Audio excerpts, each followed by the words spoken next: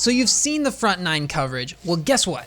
What? We've got the exact same people playing different holes, and we've got the exact same people commentating. We've got Eric Oakley and Chris Clements on the commentary for the back nine here at the 2019 Dynamic Discs Glass Blown Open presented by Latitude 64. Sick. We're on the back nine. We got Grady Shue, Dustin Keegan, Nate Sexton, and Calvin Heimburg out here ready to get after it. Hopefully Grady can turn his round around and these other guys can keep it hot. Yeah, I think the hole 10, it's 391, downhill, par 3. There's some OB on the right, there's some OB on the left. It really requires a straight shot, and you maybe want to hyzer out a little left at the end. But the next couple holes, you know, the beginning of this back nine is you can get some birdies. Mm-hmm. I think this is a very unique style shot because the sidearm is pretty difficult to play if you're a right-handed player. It leaks very right. But it's just a slow turning disc that has some fade late in flight. That looks perfect. So like this. Thank you, Nate Sexton. Yep. That's well done. It's probably, you know, most of these guys are probably throwing Explorer, T-Bird, something straight. Mm-hmm. What's your play on this, being a left-handed player? I went an Explorer. I just kind of trusted it, you know, and threw one that's pretty straight and just tried to smash it. And if I was anywhere, I wanted to miss left. So I threw one that I was sure wouldn't hyzer out. I think this is a T-Bird. He's just ripping on this thing, just getting to hold the turn. And you could see he kind of, you know, played the left side and just trusted it. He didn't want to miss right. Because once you start going right, you kind of get sucked into the OB. Mm-hmm. If this stays nice and straight, doesn't find its way right, that's a fine miss. Yeah. You know, you can't super hyzer it left, but if it's on a soft hyzer, you can definitely stay in bounds, give yourself a circle 2 look.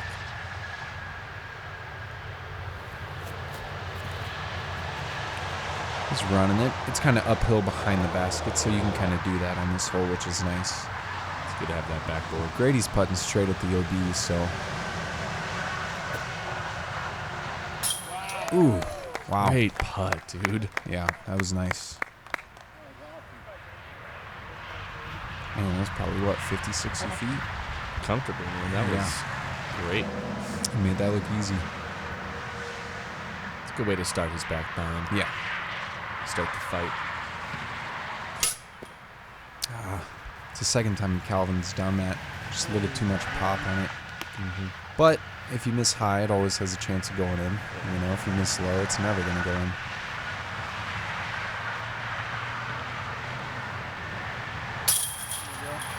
Yep, easy.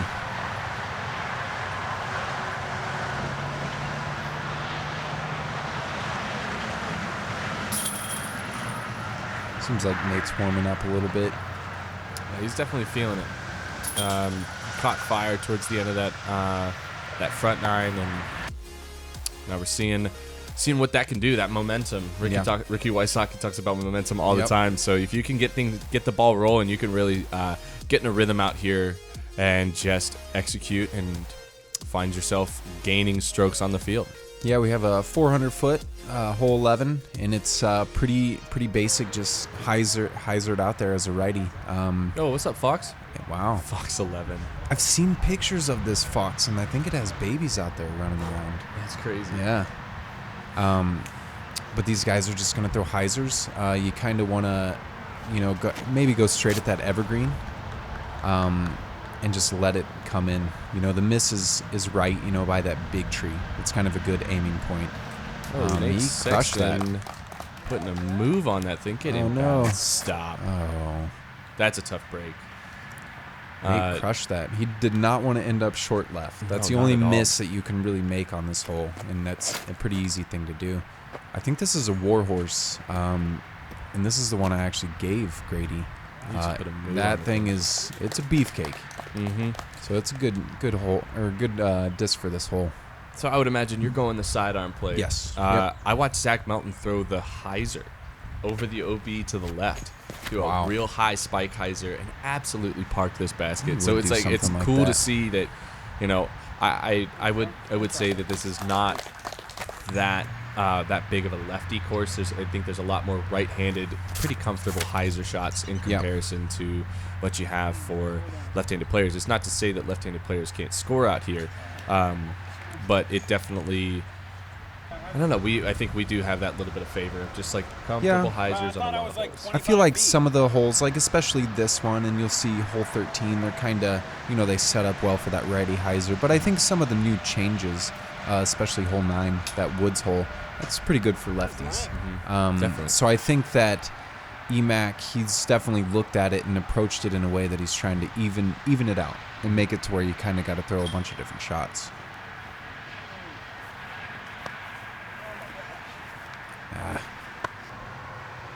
Grady seems a little frustrated. There you go, Calvin.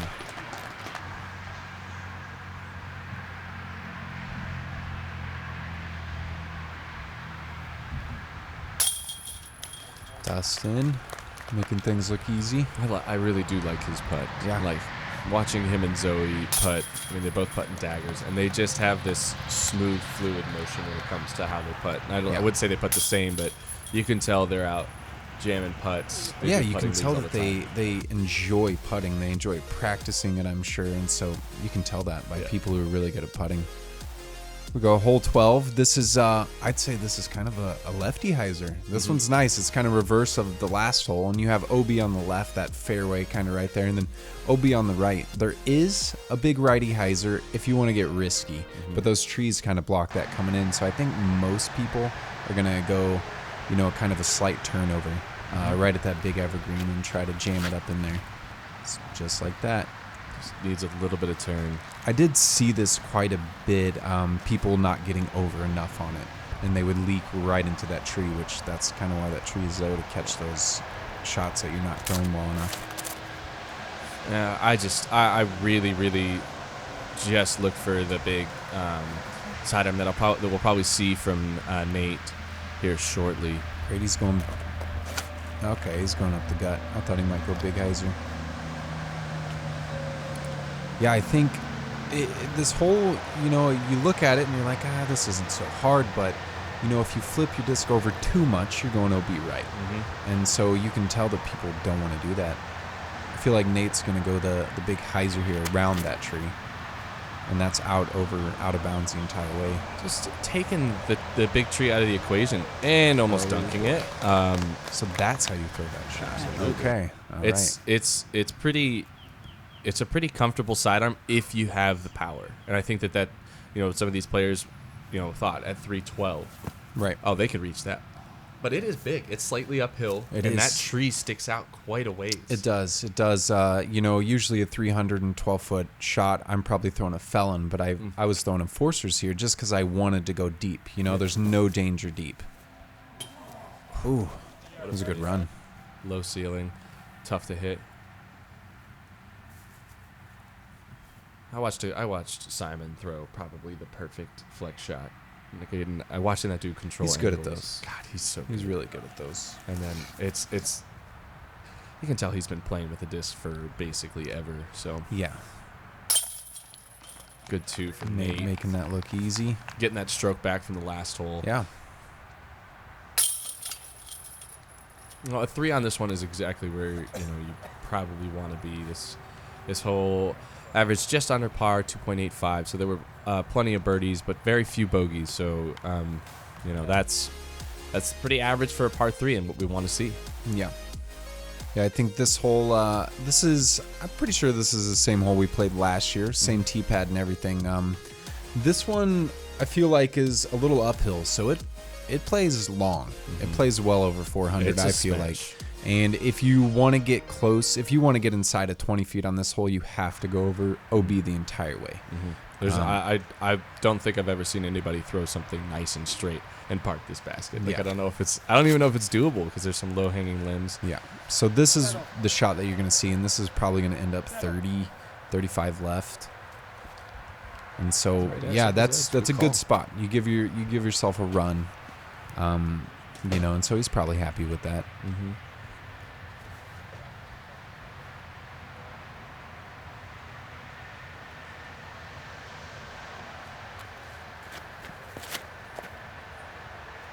So he's really pushing the OB here. And he's still going to come up just a touch short. Yeah. You could tell he kind of put some hyzer on that because he didn't want to get it flat because it usually won't come back. Like if you're drawing it up in your head, it's either a murdered hyzer similar to what Calvin has done, really good. and that's still 35. Oh, Ooh, good tree. Call nice. the bank. But you want a little flip up, but you want something that still has some bite at the end to get it back over that path. So this is truly showing how much confidence you have in your disc. It's a good little roll back in bounds. I mean, he's earned it. Let's be real. Yeah. Yeah, this I feel like this hole it's a professional style shot. You really have to know your distance driver and you have to trust it. There you go. That's kind of how you play this hole, I feel like. You kind of play it out a little bit left, 35 feet and make a putt. And shout out to Colt Montgomery acing this hole. I know he aced. I didn't know it was this one. Wow. Yeah, we were talking about it when we stepped up, and I mean, talk about a hole to ace. I would imagine maybe he had some skip action because I don't know if you could air it all the way there, but if you guys are interested, he'll tell you all about it. So hit him up on the Hot Cocoa Tour. Yeah, that's awesome.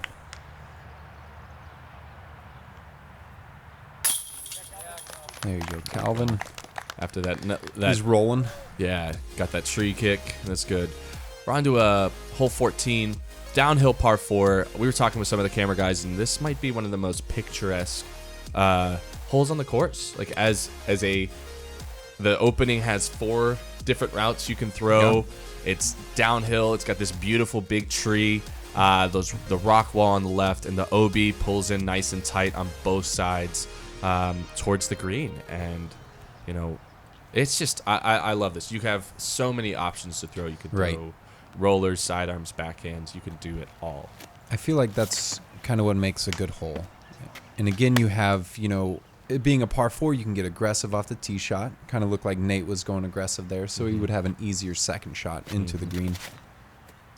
And Nate said the funniest thing. He says he said, "Oh, it's far from there." After he hit that tree, and it about broke me. And come on. Oh, man. Dustin almost takes out that walker and then finds a little bit of OB. But there's no drop zone, so he gets to take it from there. He can still get up and down for par. This is kind of the Calvin special right here. Is gone. Wow. Wow. Yeah, that's a great shot. I wouldn't know what to do from there. I don't know if I'd have a disc to throw. That's too close.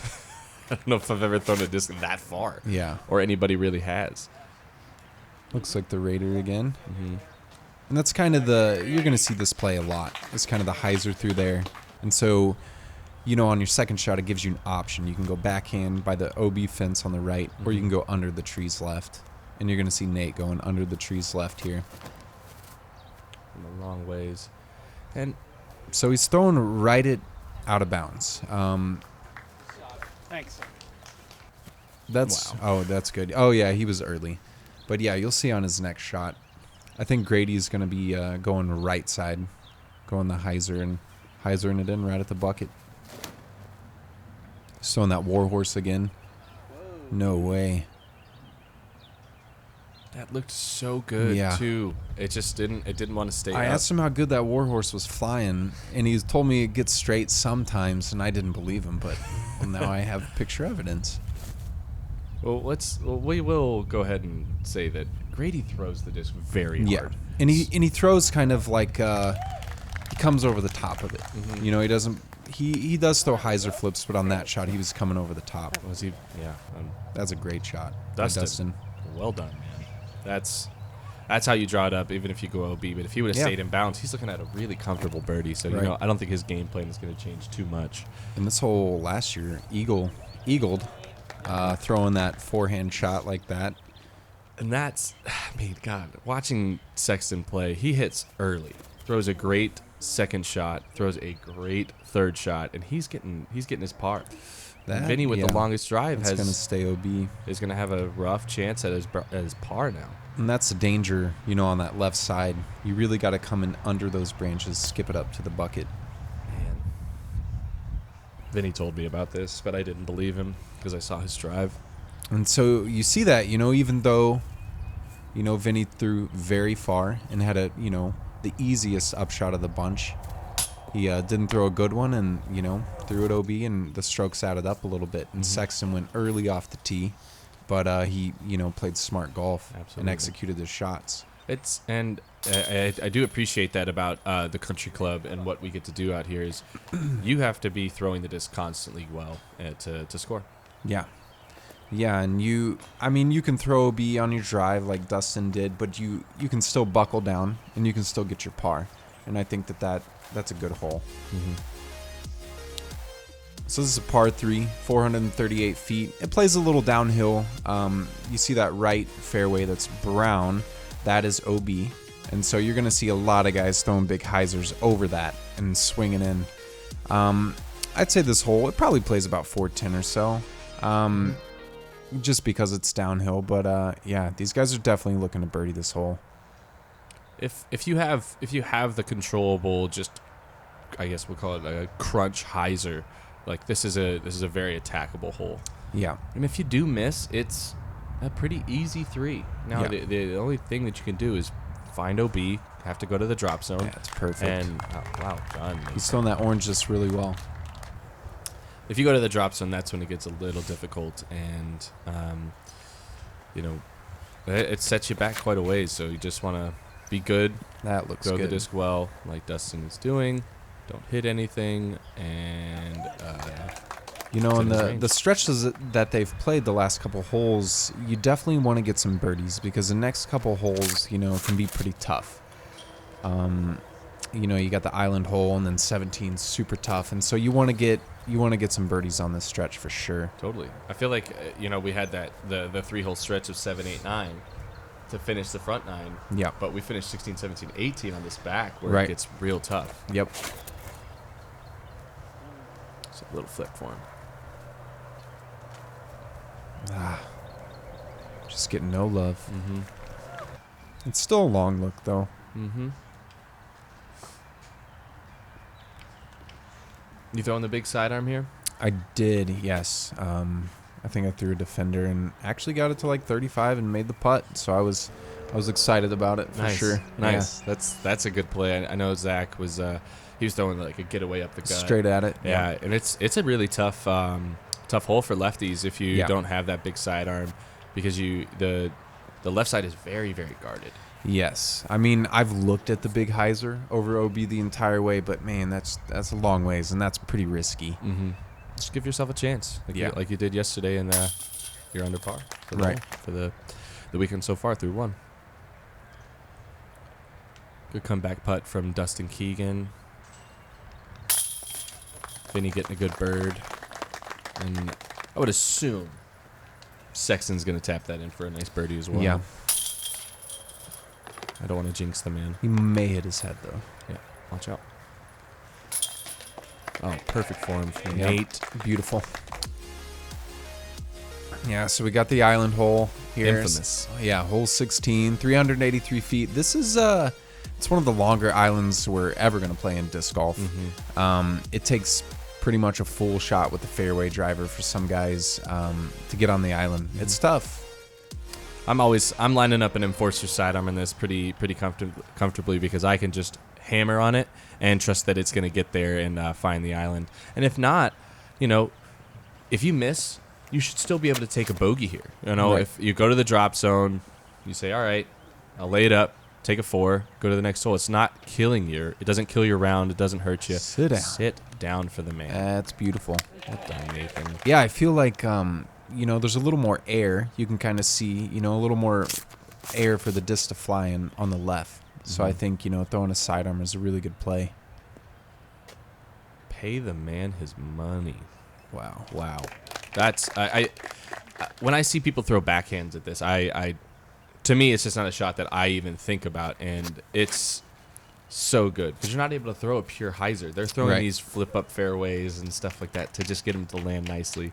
And we see Keegan playing some smart golf, giving himself just the easy opportunity to save his par and go to 17. Goes Grady. I think that was a putter. Just didn't. It's you see that a lot. You see people come up short on this drive. It's far. Mm-hmm.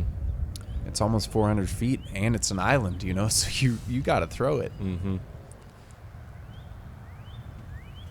This is where this is a hole that shows, like, are you in a relationship with your discs? Are you committed? Yeah, that's very true. That's very true. You have to be feeling exactly how they're gonna fly and trust them, and not expect anything crazy. Just gonna make it work.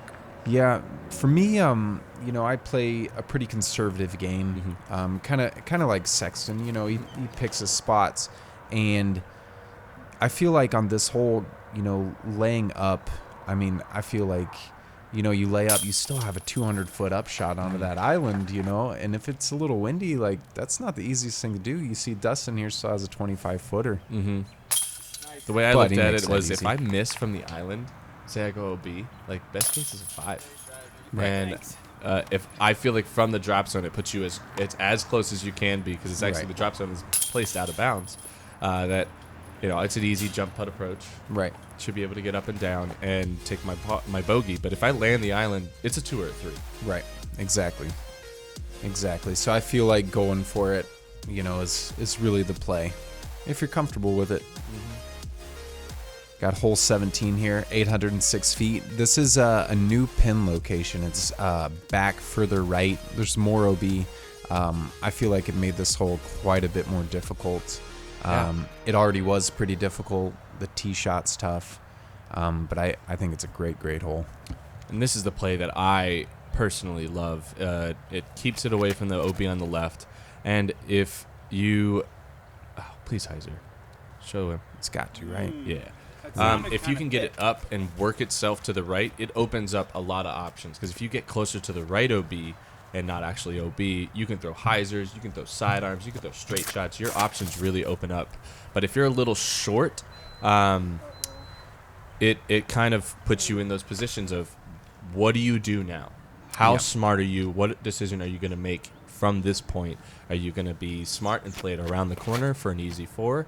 Or are you going to risk going over OB a long ways and potentially bring in some big numbers? Yeah, and that's kind of what you want. You want to have the option. Totally. You want to have the option. You can try to smash your drive. Grady just stays OB. That could have easily kicked out too. So Dustin here, I think he's kind of short on the fairway, so he's playing the safe route. He's kind of playing where the old basket is. Oh no. I'm probably a little short.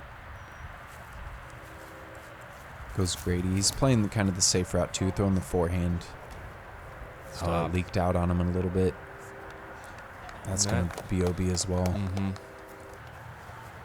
And so the OB, the way that you play this, it kind of L's around. Like, it goes past the green and then to the right. And so if you go right at the basket, you're thrown over out of bounds the entire way.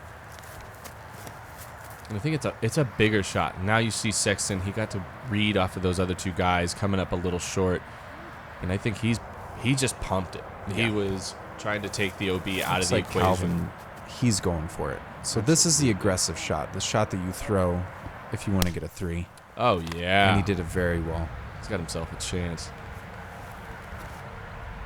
Grady throwing a fuse here. Grady fuse. That was perfect. I think he got that one from Jordan Castro. He likes throwing those old fuses. They're money. Talk about a disc that's like got a resurgence. You, Jordan, Johnny McRae, you Yeah. guys are really hyping that disc up. It's We love it. great mold in our lineup. And it's good for, a professional and a person who's playing for the first time. Yeah. It's just an awesome disc. Totally. Sexton dissecting this hole exactly how he wanted. Yeah. Easy 4. Had his drive gotten a little farther up, you might have seen a more aggressive shot from him, but he's, playing smart and walking away with a par. And Calvin left that one a little right, but he'll have an easy par. I feel like this hole is playing a lot tougher than it did last year. Mm-hmm. Yeah, it's playing almost a stroke over par. Yeah, this was the hardest hole on the course. Yeah, I believe it. And, it totally makes sense. It's a it's very easy to bogey, and if you make the wrong mistake on your drive and your approach, you can have 2 OB strokes. And the approach, if you if you kind of go for it, you kind of are almost routine. So strokes can add up quick. Here we are on hole 18, the finishing hole. This is in a new placement this year. It's closer down to the water. I think it's more exciting. It's a better hole. There's OB along the left as well. So the play here is kind of go straight over like last year, throw a big drive, and then, kind of throw a tunnel shot. Or you can throw a chip up hyzer, probably like Sexton's going to do. Then you can go over the water on your second shot. And I didn't practice this, so I wasn't even thinking that this would be an option because it's a pretty thin landing area. Now, that's over by the drop zone, the FPO pad. Yep. It's a pretty routine hyzer shot. It really is. This is how I'm going to play this hole every single time, especially when the winds get up. This is kind of a demanding tee shot. And so if you can throw, your overstable felon, Oakley felon, something like that into the landing spot, it kind of makes this hole a little easier. Absolutely. So, yeah, I when I practiced this, I just was thinking, oh, it's the same tee shot I've been throwing to go back up the hill. So that's what I'll probably stick to, is a shot that looks like this, but is a little more stable. Man, that was a crush from Dustin, too. We saw this. It hit the land and then came back. If it would have jumped up, he might have had an opportunity. And this is the shot that you see a lot of players do. It just kind of hyzers left and leaves you with a really big second shot, which is fine. It should be pretty easy to par, but if you're going to try and attack for that birdie, it's a really demanding shot. Yeah, and so this is kind of the Sexton who threw that chip up shot. This is the shot he's going to have. So if you go OB on your drive, you go to this tee. And you see it's kind of downhill on the right. It slopes down. So anything that's, below the basket towards the water, it's going to suck it down. So you really want to be at the basket or above it on the left. And the OB does bulge out. Yeah, on the left. Towards the left. That might be a little deep, yeah. Wow, and I think what I heard, Vinny never crossed in bounds. Oh, wow. Like, he carried the water, the OB line, the whole way. Sexton playing short. And so, see, that's fine, though. He'll have a guaranteed par, and that's okay. And I think this is a tough break from Vinny because that's not that bad of a shot, but to carry that line all the way around to the backside. Yeah, you wouldn't tough. even think of that. No. When you're throwing that shot.